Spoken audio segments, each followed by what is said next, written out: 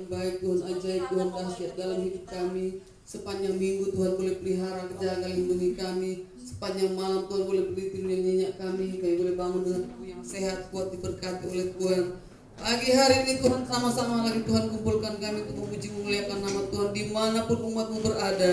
Tuhan, sebelum kami mendengarkan firman-Mu, kami tahu ada kuasa yang bukan daripada Tuhan, yang tidak senang dengan acara ibadah kami, persekutuan kami pagi hari ini. Kami yang sudah hadir, kami bersatu hati, kami usir, kami tolak dalam nama Yesus keluar dari tempat ini. Biar kami ada kebebasan untuk mendengarkan sabda firman-Mu. Urapi hamba-Mu yang kau menyampaikan firman-Mu. Urapi bibir, mulut, lidah hamba-Mu. Biarlah setiap kata-kata taburan firman yang keluar dari mulut hamba-Mu bukan menurut kepintarannya, kehebatannya, tapi benar-benar berasal dari Roh Kudus. Biar Roh Kudus yang berbicara lewat pribadi hamba-Mu, sehingga setiap firman yang keluar dari mulut hamba-Mu menjadi berkat bagi setiap telinga yang mendengarkan, sampai di mana firman ini disampaikan Tuhan. Terima kasih banyak Bapa di surga, terpuji buat segala kebesaran-Mu. Sekali lagi Tuhan, buka rahasia firman-Mu Tuhan, agar firman-Mu datang sesuai dengan kebutuhan umat-umat-Mu. Terpuji buat segala kebesaran-Mu. Ampuni setiap salah dosa kami, mengucap syukur kami, sambut firman-Mu, duduk manis mendengar firman-Mu dalam nama Yesus Tuhan Juru Selamat kami. Haleluya. Amin. Shalom, salam sejahtera dalam Tuhan Yesus Kristus. Puji Tuhan, kita masuk dalam firman Tuhan pada saat pagi hari ini.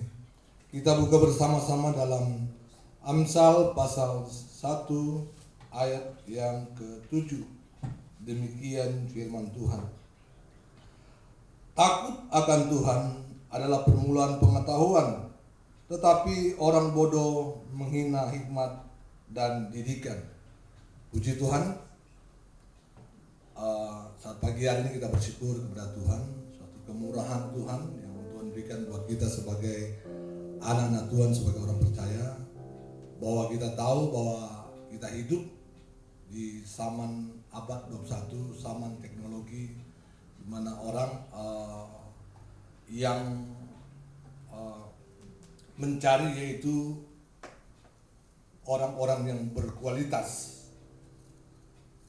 Orang-orang yang berkualitas. Tetapi pada pagi hari ini saudara, saya memberi judul yaitu mengenai hikmat Tuhan atau the fear of God, yaitu takut akan Tuhan. Kita tahu bersama bahwa dalam Amsal ini saudara dicatat oleh Raja Salomo. Dia sebagai seorang raja begitu pengalaman yang dia alami sebagai raja, melihat rakyat begitu banyak, sehingga kalau kita melihat saudara latar belakang Salomo ketika dia diangkat, dia diurapi oleh Tuhan, dia meminta hikmat kepada Tuhan, dan pada akhirnya Tuhan mengabulkan doanya. Saya kira bahwa kita setiap anak Tuhan, setiap orang percaya, atau kita sebagai guru-guru agama, atau para misionaris, atau para pendeta, ingin memperoleh hikmat oleh Tuhan.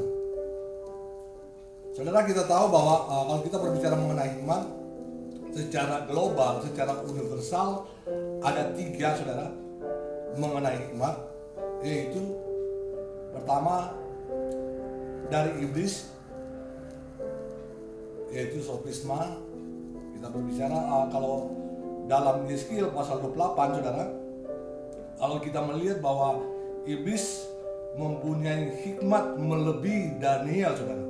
Tetapi cara iblis saudara, atau hikmat yang iblis miliki, yaitu caranya, saya katakan seperti kata aslinya sofisma, artinya berbohong, memutarbalikkan fakta saudara. Banyak cara-cara imitasi, banyak cara-cara yang licik, sehingga itulah saudara cara iblis untuk mendapat sesuatu. Karena kelicikannya, karena kebohongannya, sehingga dia menjadi luar biasa saudara. Itu hikmat dari iblis, yaitu berbicara mengenai kejahatan yang dia lakukan. ada juga hikmat yang dari manusia. Dalam bahasa asli dikatakan sophos, artinya yang pandai, yang bijak, yang pintar, saudara. Tetapi saudara, Alkitab mencatat saudara bahwa kehidupan kita sebagai anak Tuhan, sebagai orang percaya, saudara, kita hati-hati ketika kita memperoleh knowledge, memperoleh pengetahuan. Saya tidak akan berbicara mengenai kebodohan, tetapi saya akan berbicara mengenai kepintaran atau pengetahuan yang ada. Kita tahu bahwa manusia itu perlu pengetahuan yang ada, karena kita beda dengan manusia, dengan binatang. Dia tidak diberikan otak atau logika atau pikiran, tetapi manusia kelebihannya diberikan pikiran yang sehat, bisa memikir yang jahat dan yang baik. Oleh sebab itu saudara, dalam Amsal katakan, dalam Amsal pasal yang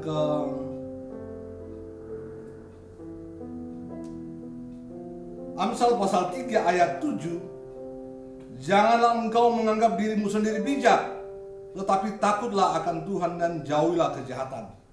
Saudara, kadangkala begitu banyak orang-orang yang sukses, orang-orang yang berhasil, saudara, khususnya orang-orang dunia ya. Kita melihat tidak salah saudara untuk mencari ilmu. Dari S1, S2, doktor, sehingga dia bisa berkarya, saudara.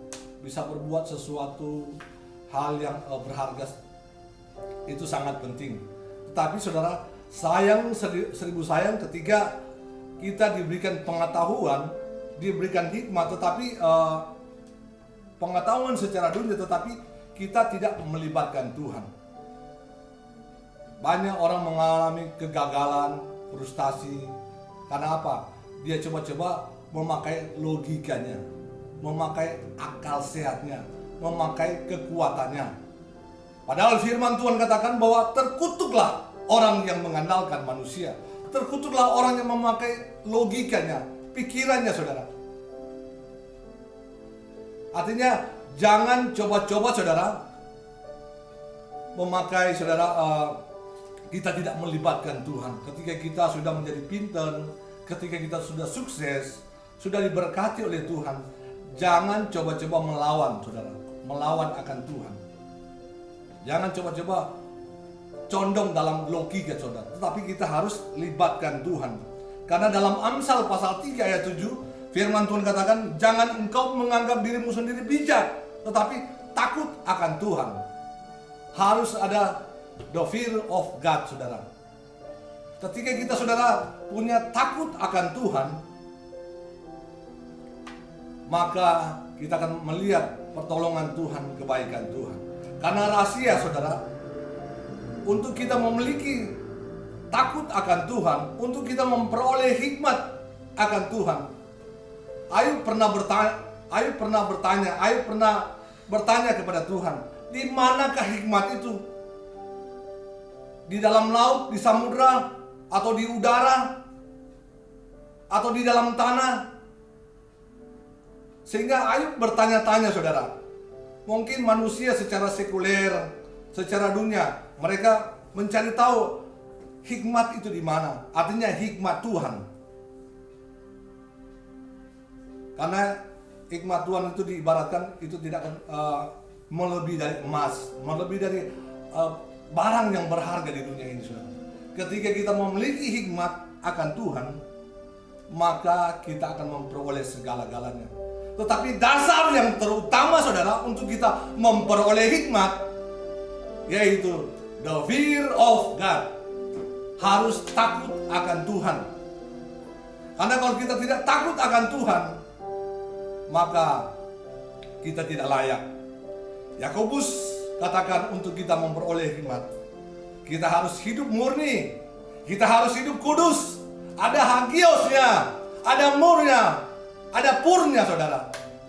Berbicara mengenai kesucian, artinya kalau ada dosa-dosa yang ada, kotoran-kotoran yang ada, kita harus clearkan, dibersihkan, saudara, sehingga kita layak Sehingga kita berdamai dengan Tuhan ketika kita berdoa kepada Tuhan.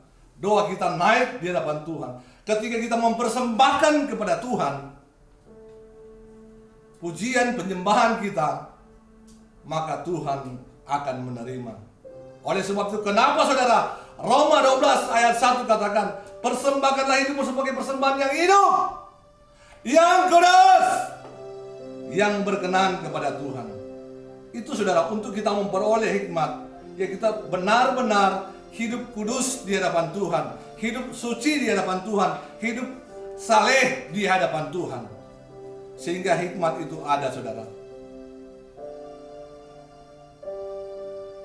Untuk kita memperoleh hikmat, kita harus hidup menjadi penurut saudara. Harus taat saudara. Harus takluk. Harus loyal di hadapan Tuhan. Jangan ada tawar-menawar saudara dengan Tuhan. Kalau diberikan tugas berdoa, tugas untuk melayani, tugas apapun untuk menjadi guru sekolah minggu, atau apapun bentuk pelayanannya, kita harus terima dengan rela hati saudara. Sehingga hikmat itu selalu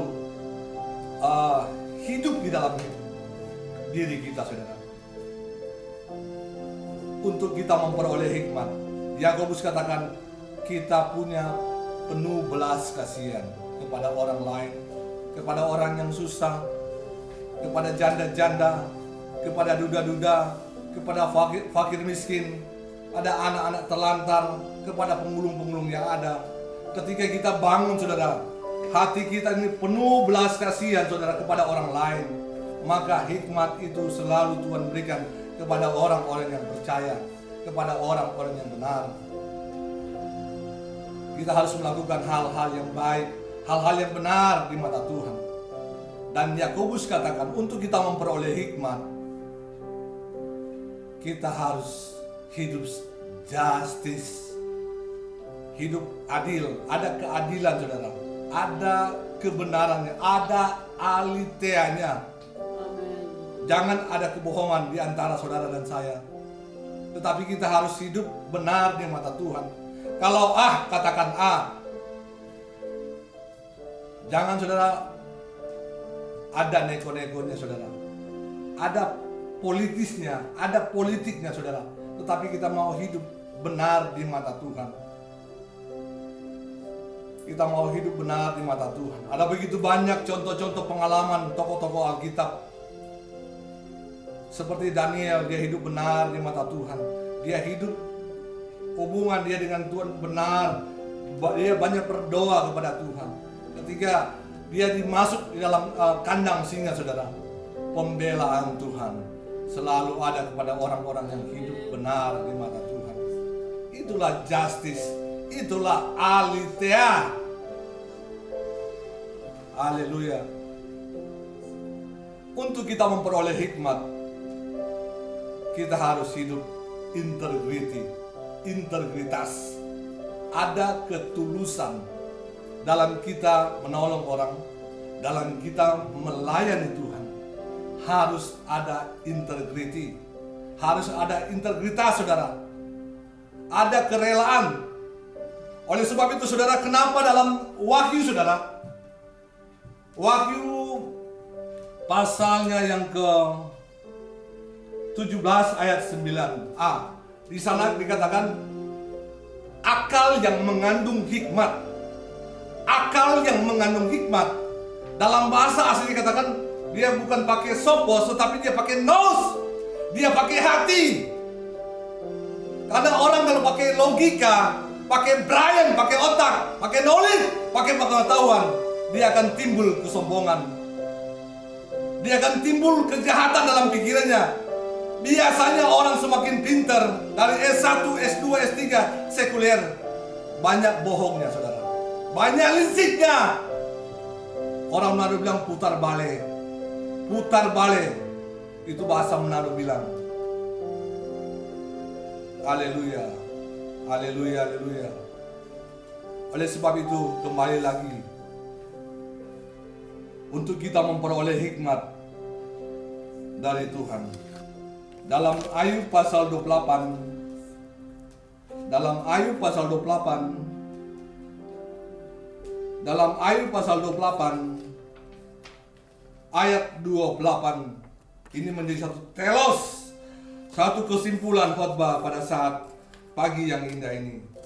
Tetapi kepada manusia ia berfirman, sesungguhnya takut akan Tuhan itulah hikmat.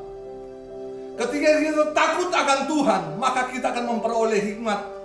Karena dari Tuhanlah Tuhan akan memberikan hikmat. Dari Tuhanlah Dia akan memberikan pengetahuan. Dari Tuhanlah Dia akan memberikan kebijaksanaan, saudara. Kalau kita hidup di akhir zaman ini adalah orang-orang yang berbijak, orang-orang yang bijak, saudara. Kita menjadi orang-orang yang berkualitas, yang siap dipakai dimanapun kita berada, baik di dalam negeri maupun di luar negeri. Tetapi kalau kita stupid, kalau kita bodoh, kalau kita menolak akan didikan firman Tuhan, katakan kita stupidus. Dalam bahasa Latin katakan kita adalah orang yang bodoh. Haleluya. Oleh sebab itu kembali lagi, untuk kita takut akan Tuhan, kita terus menjalankan hidup ini dengan baik, menjaga hati pikiran kita supaya kita tidak berdosa, dan kita selalu menjaga hidup kita ini supaya kita selalu berhubungan baik dengan Tuhan, sehingga hikmat yang Tuhan berikan, Tuhan akan berikan selalu kepada orang-orang yang percaya, yang takut akan Tuhan. Thank you Jesus. God bless you. Puji Tuhan, firman Tuhan